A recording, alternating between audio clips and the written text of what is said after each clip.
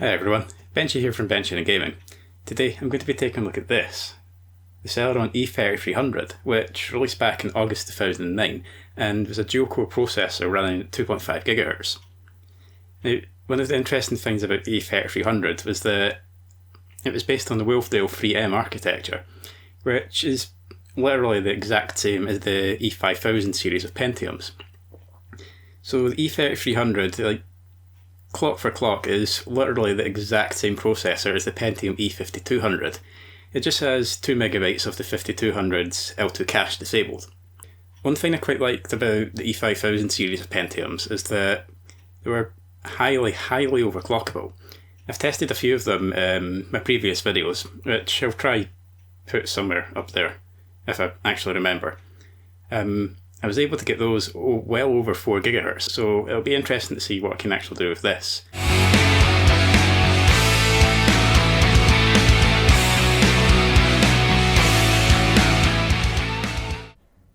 Being a Celeron, as I'm sure you can imagine, it was never intended for gaming and was specifically aimed at the budget/entry-level sector of the processor market on its release 10 years ago. And the price you would have to pay for it certainly reflects that, at only $43 US. That price nowadays though is around $51 US, adjusting for inflation, which is also around £40 or €46 today. As I mentioned, it was basically the exact same processor as the Pentium E5200, with the only difference being that it lacked 2 MB of L2 cache compared to the 3 MB E5200, so obviously it's going to have the same specs as it too. The 65W TDP dual-core non-hyper-threaded Celeron ran at 2.5 GHz, with an 800 MHz frontside bus. It featured 228 million transistors built on the 45nm fabrication process, and has 64 KB of L1 cache per core, and the aforementioned 1 MB of shared L2 cache as well. It also carried support for DDR, DDR2 and DDR3 memory. It was cheap 10 years ago, and it's a hell of a lot cheaper today, as I only paid 25 pence for it at CEX here in the UK, which you can still buy it for. You can also pick it up across the pond for a more expensive $3.99 on eBay as well. But like I've said before though, there are far better performing socket 775 processors for pretty much the same price as this, if not a tiny bit more. All of that aside though, I should probably get on with the test. I mean, that's what you're here for, right? Right? But first, here's a quick rundown of the system I'm using today, which I'm sure some of you will be familiar with by now. It runs a Gigabyte GA-EP45-DS3L motherboard. I'm also using 8GB of DDR2 RAM running at 800 MHz, with the timings I used listed below. An MSI GTX 1080 Armorel C Edition graphics card from my personal system to eliminate any bottlenecking. Not that much could bottleneck a Celeron, mind you. I'm also using Windows 7 Ultimate 64-bit and not Windows 10 like I mistakenly said last video. And a Phanteks TC14PE dual tower cooler. The games and OS are also running from mechanical hard drives, so let's get on with the tests. Now that that's all out of the way, it's straight into Cinebench R20, which is a multi-threaded benchmark which works by using all of your processor's cores to render a photorealistic 3D scene. And as usual, I'm running the test a total of 3 times and averaging out the scores to get a reliable representation of what the E3300 can manage at stock and with an overclock. And at stock, the E3300 managed scores of 231, 230 and 229 points for its 3 runs respectively, for an average score of 230 points. Overclocking wise though, and as I mentioned at the start, the E3300 is one hell of an overclocker, with a voltage of 1.43 volts in the BIOS, which resulted in an actual voltage of around 1.376 to 1.408 volts. The E3300 managed a whopping 3.95 GHz. It would boot at up to 4.1 GHz but wasn't stable under load. I'll put the rest of the settings down in the description below. With these clocks, the 3 tests now saw scores of 311, 316 and 316 points respectively, for an average score of 314.33 points, a 36.67% increase in score. Lastly, before getting on with the game test, I like running the physics portion of Firestrike from the 3D Mark suite of tests. Like Cinebench, I'm running the test 3 times and averaging out the scores for a more fair look at what the Celeron is actually capable of at stock, and with a 3.95 GHz overclocking managed. At stock, the E3300 managed scores of 1974, 1997 and 1969 points for its free runs respectively, averaging out to a score of 1980. But with a 3.95 GHz overclock, we saw a far larger increase in scores than we saw on Cinebench. Scores for the free runs of 3,194, 3,118 and 3,159 points respectively, for an average score of 3,157, an increase in score of 59.44%. And kicking off the games for today is Warframe, a game released back in 2013, but one that is still up to date today, often mid-bloody benchmark, and a game that is currently 9th in Steam's top list of games by current players, at the time of writing at least. It also tends to be able to be ran on relatively cheap hardware as well. I'm running the game at 1080p using a low settings preset, with 8x anisotropic filtering, as a medium preset and above would cause the game to stutter fairly noticeably. I'm also running the benchmark in our survival mission on Jupiter. Although not representative of the mission itself, I ran about the landercraft a bit first, and noticed some minor stuttering at stock clocks, although the overclock pretty much did away with this, save for a couple of moments of stuttering so brief I had no idea if I just imagined it or not.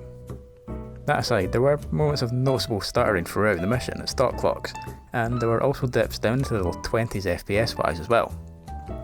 The overclock though never dropped below the high 30s at worst, and could even hit over 60 FPS. The dips into the high 30s though were fairly noticeable. Neither test had any issue with input lag or locking, and overall both tests I say were in fact playable, just not always the most comfortable experience. Stock clocks especially though, with the overclock managing to run smooth for the most part. Stock clocks managed benchmark figures of 37, 21 and 16 FPS, for its average 1% and 0.1% lows respectively, with several spikes in frame times throughout the test of up to around 80 to 110 milliseconds, a couple of 160 to 180 milliseconds, and one of 360 milliseconds at the worst. The overclock on the other hand managed 48, 27 and 23 FPS for its average 1% and 0.1% low frame rates respectively. The frame times were a little better too, although there were still several spikes throughout the test of around 40 to 60 milliseconds, and one of 100 milliseconds. There was a poor showing in CSGO too, especially at stock. I'm running the game at 1080p with the lowest settings and a hard difficulty competitive bot match on the Mirage map. Across the map, there were moments I saw FPS in the low 60s, but throughout there was noticeable stuttering at times, and FPS even dropped as low as 20 FPS in combat. The overclock managed to smooth the game out a little, but still suffered from micro stuttering throughout. It could however manage to get just over 100 FPS indoors, if no enemies were around you mind you. Both tests showed the game to, in a way, be playable, but neither will give you a completely comfortable experience unfortunately.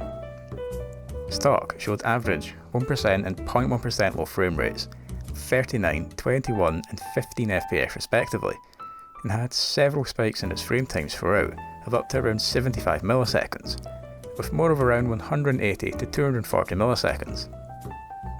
The overclock pushed up the average FPS a decent amount, which is now at 48 FPS, but with 1% and 0.1% lows of 25 and 18 FPS respectively, and spikes in frame times of up to around 70 to as high as 180 milliseconds, it shows that there's still noticeable stuttering throughout.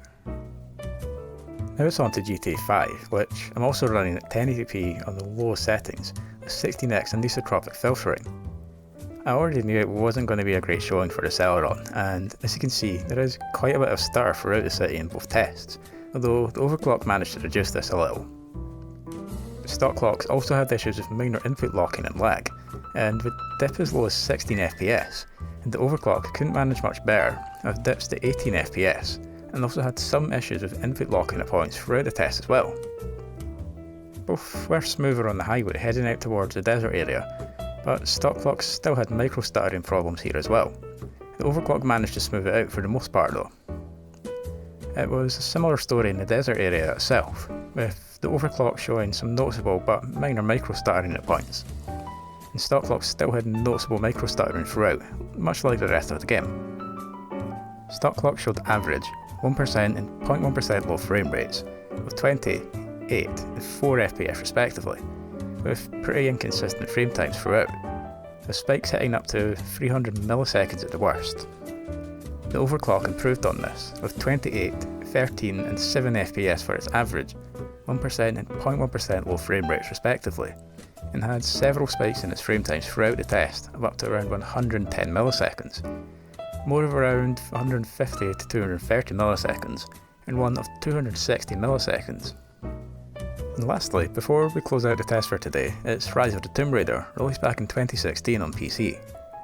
I'm also running this at 1080p with the lowest settings preset and 16x anisotropic filtering.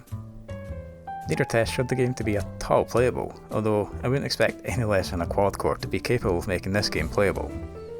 The loading times last forever, and the game is pretty stuttery at the start of the test, with stock clock struggling to get into the low to high 20s FPS wise, although the overclock managed to get into the low 30s at times, but would dip as low as around 15. Stock clocks had a severe amount of stuttering throughout the test, especially in the Soviet installation and copper mill areas, and overall was pretty uncomfortable to play. The overclock though did have less stuttering, which I'd expect given how high the overclock is, but at various points in the copper mill area remained pretty jarring to watch. Both tests also had issues at points in the test where some of the game's scripted sequences took a while to actually start, and there was also a texture popping issue at the Wolf Den in the Soviet installation area as well.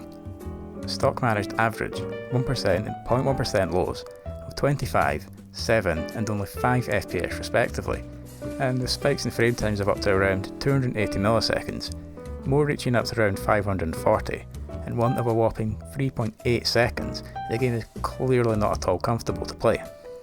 The overclock couldn't improve on the stuttering anywhere near enough to be playable, but still managed 30, 11 and 8 FPS for its average, 1% and 0.1% lows respectively, and it spikes in its frame times in the latter half of the test of up to around 200 milliseconds, and one of 580 milliseconds.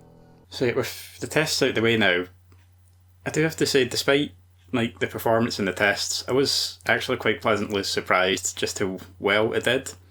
I mean, Rise of the Tomb Raider still isn't playable with an overclock, not that a dual core can really be playable in that game anyway.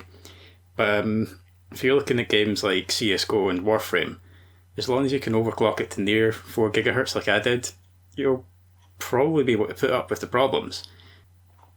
But speaking with the overclock, I was kind of disappointed that I wasn't able to get more out of it. Like I mentioned during the Cinebench benchmark, I was able to boot it at 4.1 GHz, but running R20 it would just crash to a blue screen. The only way to fix that would be more voltage, but I was already at the sort of safe 24/7 voltage for the Wolfdale 3M architecture, so I didn't really want to go over that at all. Before we finish up today, I'd like to give a special shout out to Patreon supporter TazFeDodge, or at TazFeDodge on Twitter, for making all of this possible. If you enjoyed this video, please consider leaving a comment and a like, and subscribing to my channel if you'd like to see more content like this, and maybe even consider sharing the video with people you think may enjoy it. And although there's no obligation to do so, you can support me in creating these videos from my Patreon at patreon.com/Benching&Gaming, or from my Ko-fi account at ko-fi.com/Benching&Gaming, or coffee, however it's supposed to be pronounced. And if you do decide to become a patron, you'll gain early access to all of my videos for as long as you remain a patron. So thanks for watching my video. It means a lot that you would take the time to watch my content. Hopefully I'll see you in the next one.